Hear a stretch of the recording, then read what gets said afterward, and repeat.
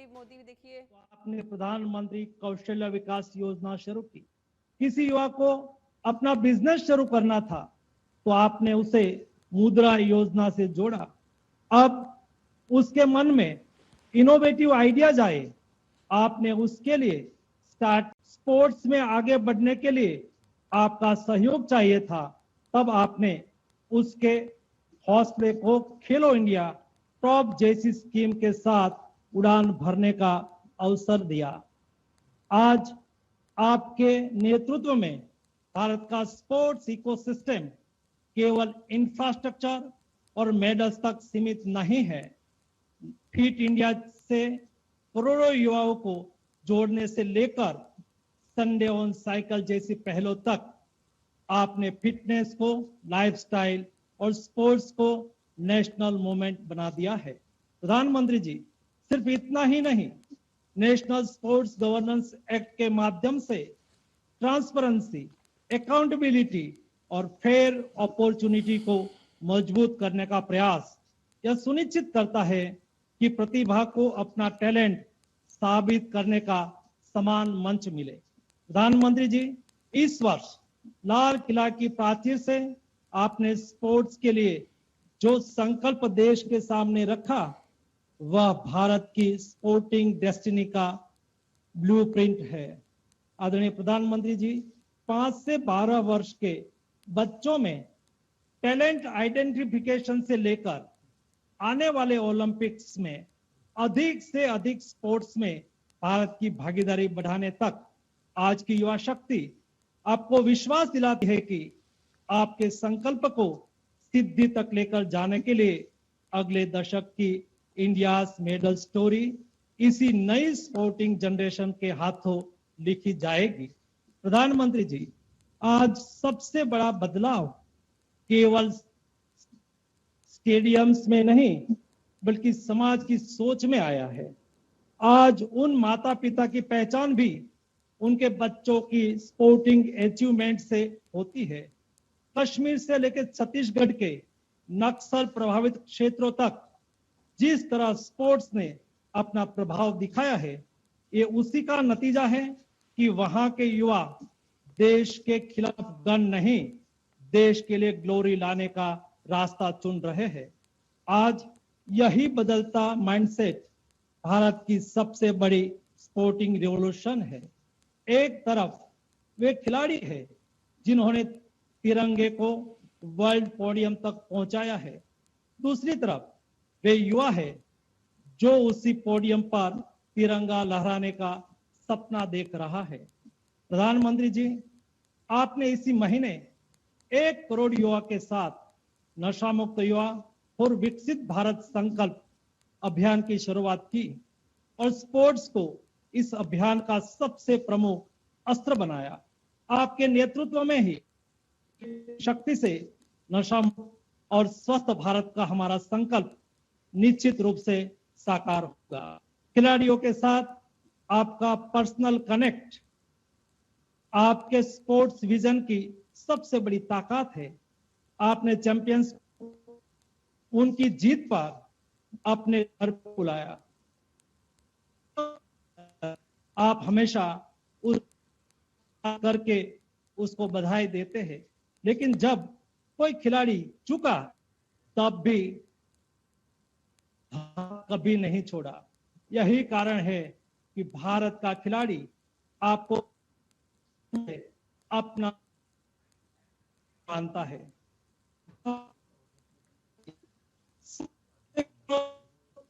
है कि देश भर के में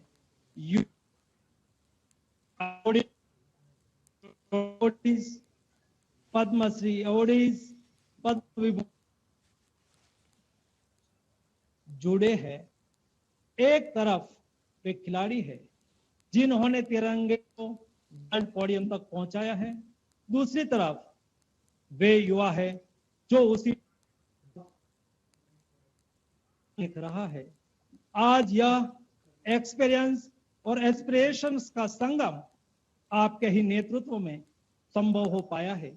इसलिए आज देश की युवा शक्ति की ओर से मैं आपको विश्वास दिलाना चाहता हूं कि आज से हमारी हर मेहनत में भारत होगा, हमारे हर सपनों में भारत होगा, हमारी हर जीत में भारत होगा और जब हम वर्ल्ड पोडियम पर खड़े होंगे तब भी सबसे ऊपर हमारा भारत होगा।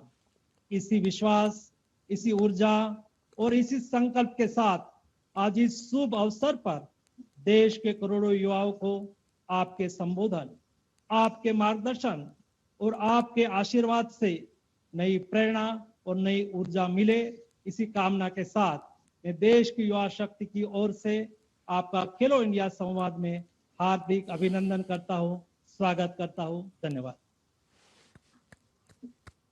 बहुत बहुत धन्यवाद सर। आपके ऊर्जादायी वक्तव्य ने हम सभी युवाओं का मार्गदर्शन किया। जब भारत का युवा मैदान में उतरता है तो सिर्फ खेल नहीं बदलता, देश का भविष्य बदलता है। और इस युवा शक्ति के सपनों में विश्वास रखने वाले, उन्हें संबल देने वाले हमारे माननीय प्रधानमंत्री जी, जिनके नेतृत्व में बीते 12 वर्षों में खेल, युवा और फिटनेस के क्षेत्र में जो सकारात्मक परिवर्तन आया है, वह विकसित भारत की नींव के लिए अत्यंत सराहनीय है। खेलो इंडिया और फिट इंडिया के माध्यम से बीते 12 वर्षों में अब खेल सिर्फ शौक नहीं, राष्ट्र निर्माण की धारा बन गया है।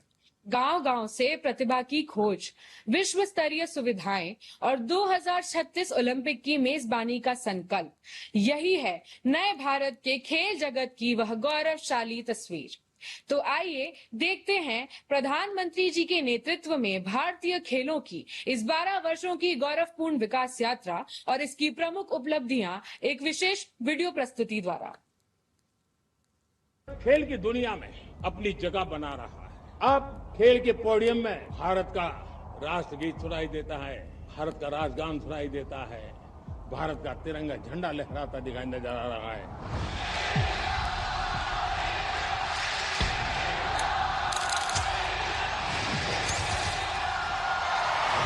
माननीय प्रधानमंत्री श्री नरेंद्र मोदी जी के दूरदर्शी नेतृत्व में आज देश का युवा सिर्फ खिलाड़ी नहीं, बल्कि भारत की नई ऊर्जा है, जिनके मैदान में उतरते ही सिर्फ खेल नहीं होता, बल्कि रगों में दौड़ता है जुनून, चमकती है फिटनेस और आकार लेता है भारत का उज्जवल भविष्य। जब मैं विकसित भारत की बात कर रहा हूँ, देश को तेज गति से आगे बढ़ाने की बात कर रहा हूँ, उसका सबसे बड़ा लाभार्थी कौन है?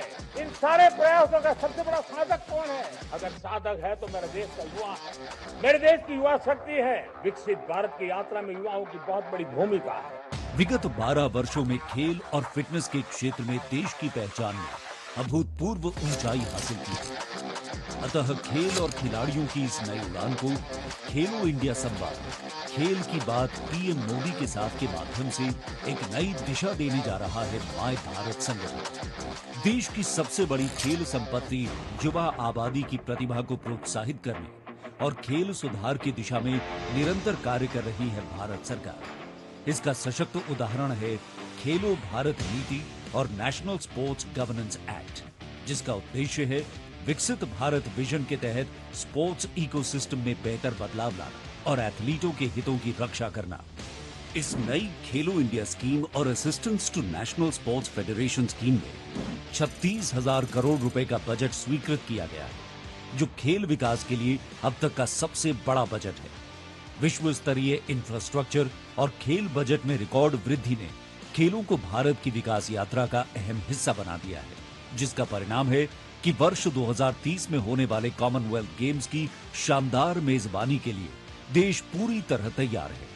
हमने तय किया है कि 2036 में जो ओलंपिक होगा, जिन विधाओं में आज भारत खेलता नहीं, भारत उस पर बल देगा और इसके लिए हम टैलेंट हंट का एक अभियान भी चलाना चाहते हैं और फिर उनको स्पेशल ट्रेनिंग दे करके देश के लिए खेलने वाले अच्छे खिलाड़ी बनाए जाएंगे। वर्ष 2013-14 की तुलना में आज भारत का खेल बजट 270% बढ़कर 4,500 करोड़ रुपए हो चुका है।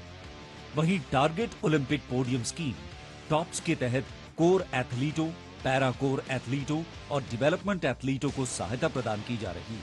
टॉप्स योजना ने बहुत बड़ी सफलता दी है। खेलो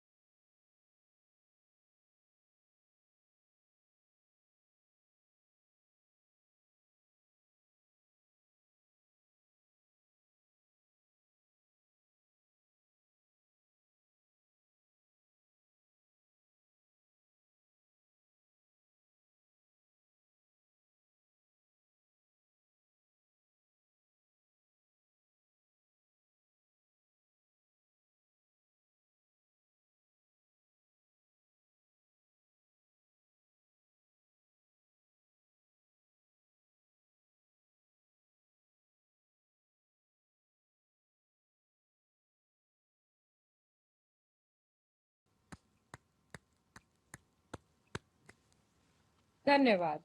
और अब हम उस क्षण की ओर बढ़ते हैं जिसका हम सभी को बेसब्री से इंतजार है। सर, आज हम इस वर्चुअल मंच के माध्यम से आपको सुनने के लिए अत्यंत उत्साहित हैं। पूरे दिल से, पूरे जोश के साथ, फ्रॉम युवा शक्ति टू यू। तो बिना किसी विलंब के हम आपसे विनम्र निवेदन करते हैं, कृपया देश भर के युवा साथियों को संबोधित करें और अपने विचार व्यक्त करें।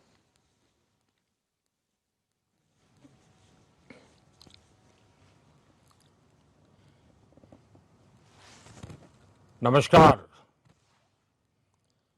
आप सभी ने इतने शानदार तरीके से खेलो इंडिया संवाद का ये कार्यक्रम आयोजित किया है। मैं आप सभी को बहुत बहुत बधाई देता हूं। मैं टेक्नोलॉजी के माध्यम से इस कार्यक्रम से जुड़े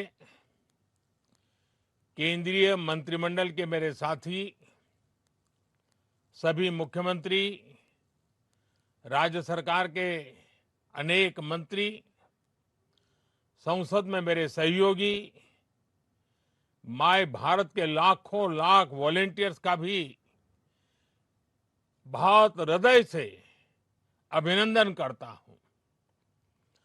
आज इस कार्यक्रम में देश भर के एथलीट्स और स्पोर्ट्स जगत के महानुभाव भी हम सबके साथ शामिल हुए हैं। आप सबको पता है साथियों, 2 दिन बाद 29 अगस्त को नेशनल स्पोर्ट्स डे भी है। मैं आप सभी को, देश भर के युवाओं को और खेल जगत से जुड़े सभी साथियों को खेल दिवस की अग्रिम शुभकामनाएं देता हूं। ये दिन मां भारती की एक महान संतान मेजर ध्यानचंद जी को उनको याद करने का भी अवसर होता है। 100 वर्ष पहले भारतीय सेना की हॉकी टीम न्यूजीलैंड के दौरे पर टूर पर गई थी और उस टीम में ध्यानचंद जी भी थे। वो टूर भारत और न्यूजीलैंड के स्पोर्ट्स रिलेशंस के 100 वर्ष पूरे होने का आधार है। कुछ दिन पहले मैं न्यूजीलैंड की यात्रा पर गया था। तब भी मैंने न्यूजीलैंड में उन्हें याद किया था। मेजर ध्यानचंद जी ने जिन रिश्तों की नींव रखी थी, आज भारत उन रिश्तों की समृद्धि के लिए निरंतर काम कर रहा है। साथियों, मैंने इस 15 अगस्त को लाल किले से भारत का स्पोर्ट्स विजन देश के सामने रखा है। जब मैं स्पोर्ट्स की बात करता हूं तो ये केवल मेडल जीतने तक सीमित नहीं है। ये विकसित भारत के निर्माण में भारत की खेल शक्ति और भारत की युवा शक्ति को एक साथ जोड़ने का अभियान है। मैं हमेशा कहता आया हूं, जो खेले वो खिले। और खेल में खिलना सिर्फ मैदान पर जीतना नहीं है। खेल में खिलना मतलब व्यक्तित्व का खिलना, परिवार का खिलना और देश का गौरव बढ़ाना। साथियों, जब कोई खिलाड़ी सफल होता है तो वो सफलता केवल उसकी नहीं होती, उसकी सफलता से उसके परिवार की पहचान बनती है, प्रतिष्ठा बढ़ती है। जिस स्कूल और कॉलेज में वो पढ़ा उसकी प्रतिष्ठा बढ़ती है, उसके जिले और राज्य की पहचान और मजबूत होती है। यानी दुनिया उस खिलाड़ी के नाम से उस शहर या राज्य को पहचानने लगता है। और जब ऐसी अनेक सफलताओं को लेकर कोई क्षेत्र ग्लोबल स्पोर्ट्स मैप पर चमकता है तो दुनिया का उस शहर को देखने का नजरिया भी बदल जाता है। आज के इस कार्यक्रम में देश के जिन सैकड़ों जिलों के खिलाड़ी जुड़े हुए हैं, हर जिले में दुनिया के स्पोर्ट्स मैप पर चमकने की ताकत है। इस ताकत को समझते हुए ही हमें इस संवाद कार्यक्रम को आगे बढ़ाना है। साथियों, इस बार लाल किले से मैंने खेलों से जुड़ी एक बहुत बड़ी चुनौती की तरफ भी देश का ध्यान दिलाया है। ये चुनौती ओलंपिक्स से जुड़ी है। एक कड़वी सच्चाई ये है कि ओलंपिक्स में जितने अलग अलग स्पोर्ट्स होते हैं, भारत की टीमें उसमें से आधे स्पोर्ट्स में हिस्सा ही नहीं लेती। यानी मेडल टैली के एक बहुत बड़े हिस्से के लिए तो हम compete ही नहीं करते। और दशकों से ऐसा ही चला आ रहा है।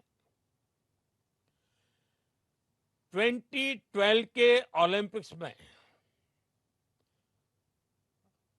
उस समय भारत ने सिर्फ 2012 में सिर्फ 13 खेलों में हिस्सा लिया था। 20 से ज्यादा खेलों में तो भारत की भागीदारी ही नहीं थी। और इन 20 से ज्यादा खेलों में कई सारे खेल ऐसे हैं जिनका नाम तक देश में लोगों ने शायद ही सुना हो। दुनिया के दूसरे देश उन खेलों में मेडल जीतते हैं और हम उनमें हिस्सा ही नहीं लेते।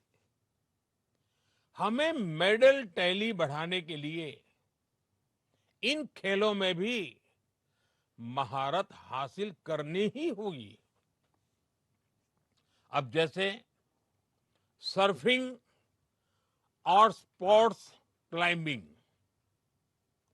हमारे पास इतनी बड़ी कोस्टलाइन है, इतना बड़ा पहाड़ी क्षेत्र है जहां इस प्रकार के स्पोर्ट्स के लिए एक स्वाभाविक रुचि हो सकती है।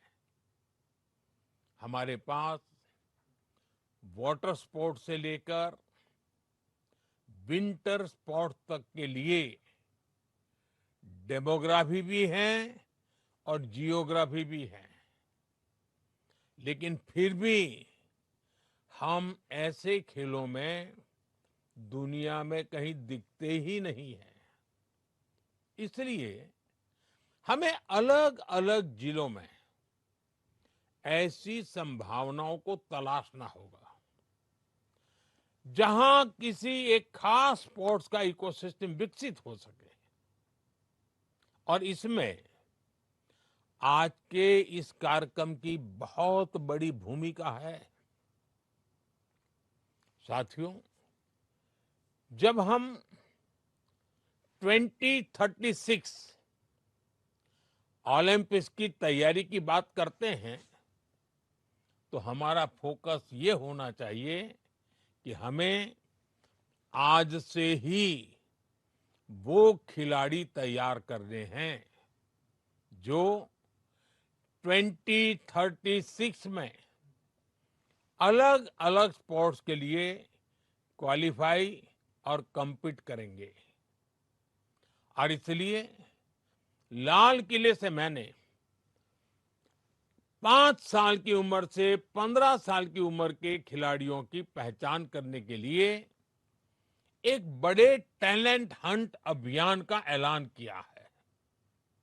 और इसमें भी हमें केवल ये नहीं देखना है कि किस बच्चे की किस खेल में रुचि है, बल्कि ये भी देखना है कि कौन सा बच्चा किस खेल के लिए फिट है। हमें उस हिसाब से ही उस बच्चे को ट्रेनिंग देनी होगी। और मैं आप सभी को भरोसा देता हूं, इसके लिए सरकार की तरफ से जो भी सपोर्ट चाहिए, सरकार उसमें आपके साथ कंधे से कंधा मिलाकर चलेगी। साथियों, हमारी सरकार भारत में 21वीं सदी का आधुनिक स्पोर्ट्स इकोसिस्टम बनाने के लिए पूरी तरह प्रतिबद्ध है। आज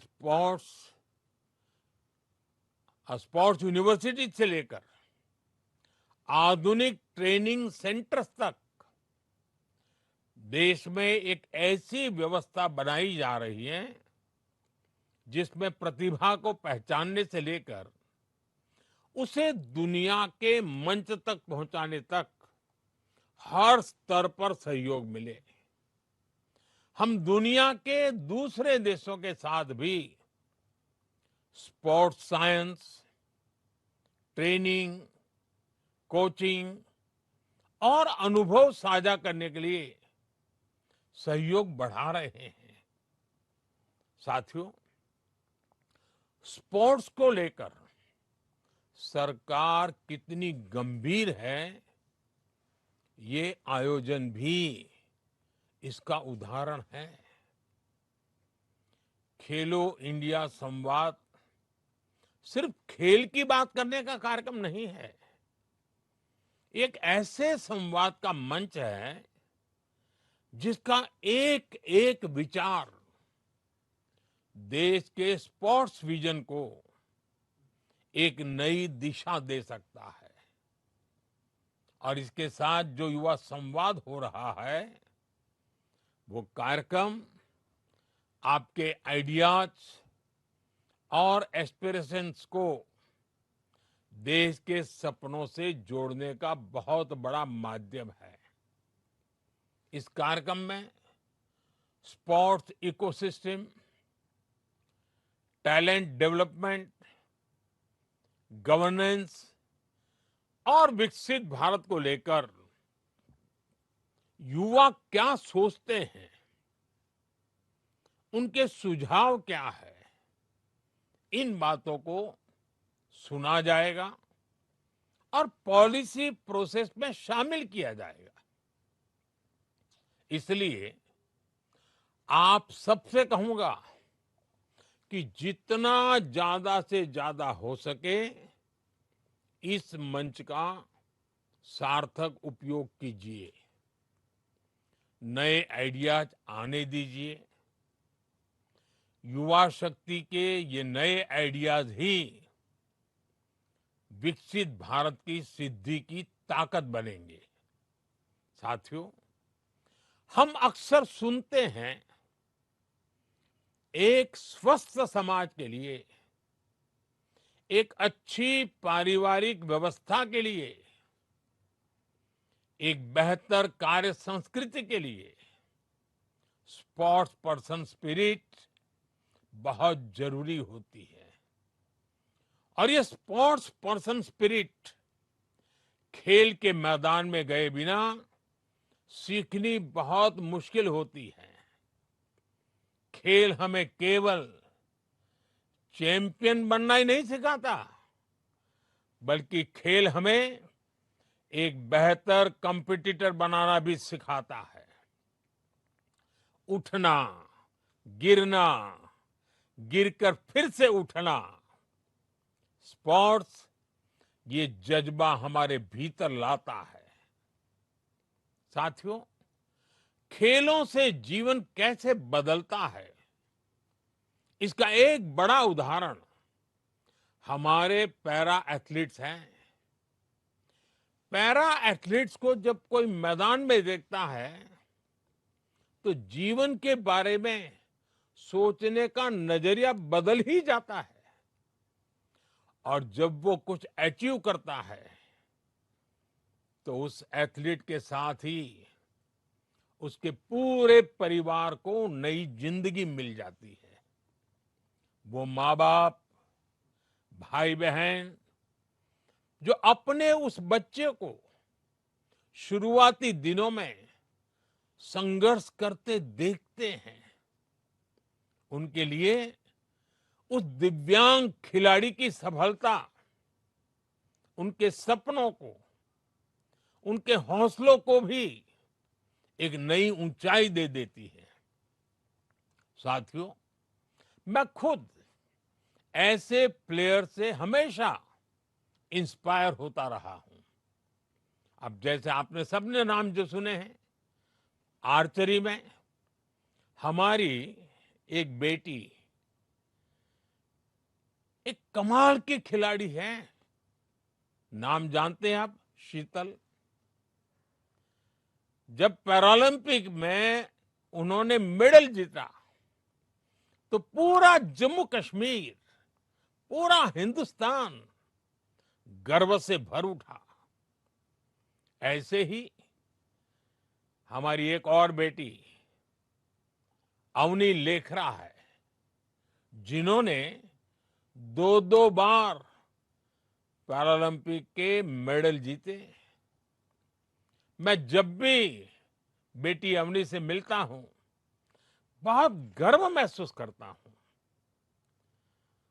सुमित अंतिल हो, नीतीश कुमार हो, और अभी अभी तो आपने नाम सुना होगा हमारे जंडू कुमार। ऐसे हमारे पैरा एथलीट्स हैं।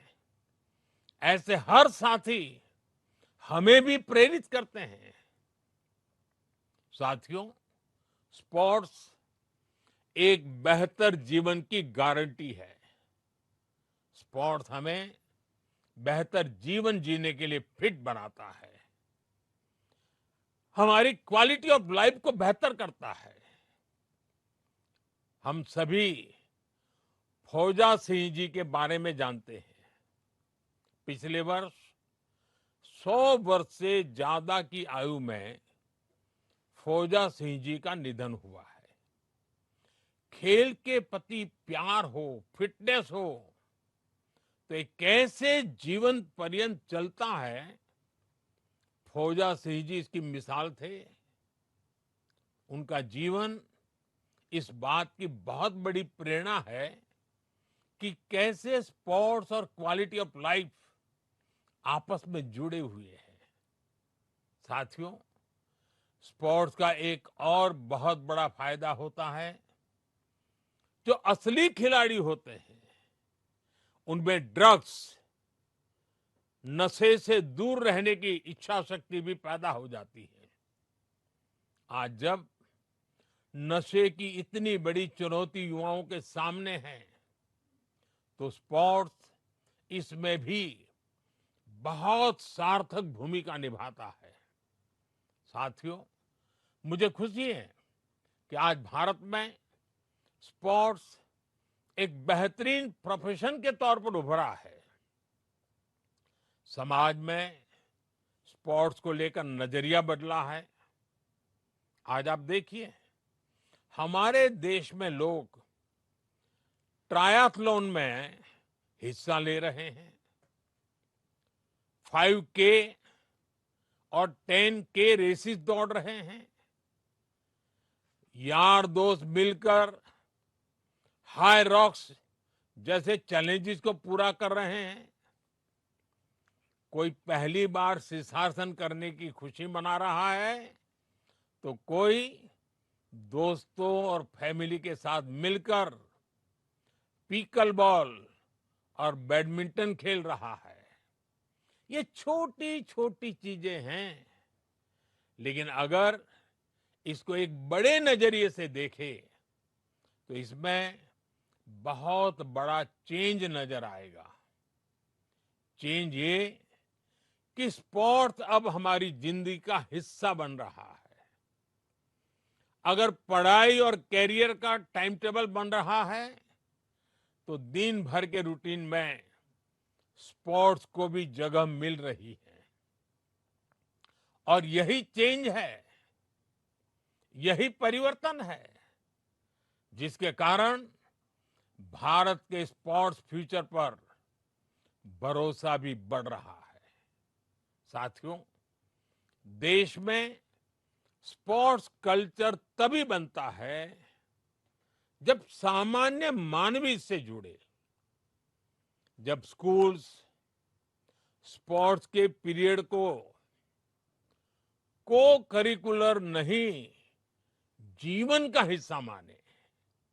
जब ऐसा होता है तो इससे टैलेंट पूल भी बढ़ता है और स्पोर्ट्स को करियर मानने वाले बच्चों को उनकी फैमिली का सपोर्ट भी मिलता है। और इसलिए ही मैं कहता हूं, स्क्रीन से ज्यादा स्पोर्ट्स सेंटर्स की अहमियत है। प्ले स्टेशन से ज्यादा प्ले ग्राउंड की अहमियत है। और ये तभी होगा जब आप सब युवा साथी इस अप्रोच को आगे बढ़ाएंगे। साथियों, मुझे भारत की युवा शक्ति के सामर्थ्य और उसकी सफलता पर बहुत भरोसा है। मैं देश के हर युवा से कहना चाहता हूं, खेल के मैदान में हो या समाज के बीच, आपकी भागीदारी ही भारत की शक्ति है। आपको खेल से प्यार है तो इससे जुड़ने के अनेक माध्यम बन रहे हैं। अब नए नए स्पोर्ट्स इक्विपमेंट आ गए हैं, नई टेक्नोलॉजी आ गई है, ट्रेनिंग और कोचिंग के तरीके बदल गए हैं। खेलों के आयोजन की, उसकी प्रतिस्पर्धा की, उसकी विधाओं की जरूरतें बदल गई हैं। इक्विपमेंट डिजाइन है, स्पोर्ट्स टेक्नोलॉजी है, स्पोर्ट्स मेडिसिन है, न्यूट्रिशन है, साइकोलॉजी, एनालिटिक्स, ऐसे अनेक क्षेत्रों में युवाओं के लिए नए अवसर बन रहे हैं। आपको ये अवसर छोड़ना नहीं है। इसलिए इस संवाद में खुलकर अपने आइडिया सामने रखिए। युवा शक्ति की ये भागीदारी विकसित भारत की सबसे बड़ी ताकत है। एक बार फिर आप सभी युवा साथियों को बहुत बहुत शुभकामनाएं। धन्यवाद। वंदे मातरम।